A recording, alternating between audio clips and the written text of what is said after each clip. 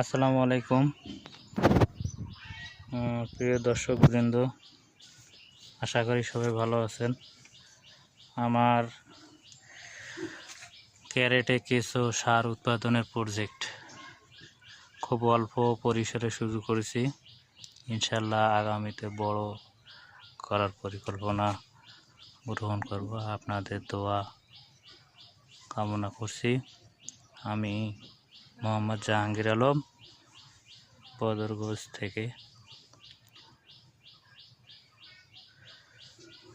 যদি শুরুটা যদি ভালো হয়, ইনশাআল্লাহ আমি বড় পরিসরে করার পরিকল্পনা করব। আপনাদের সাপোর্ট আমাকে ভালো সাড়া দিবে।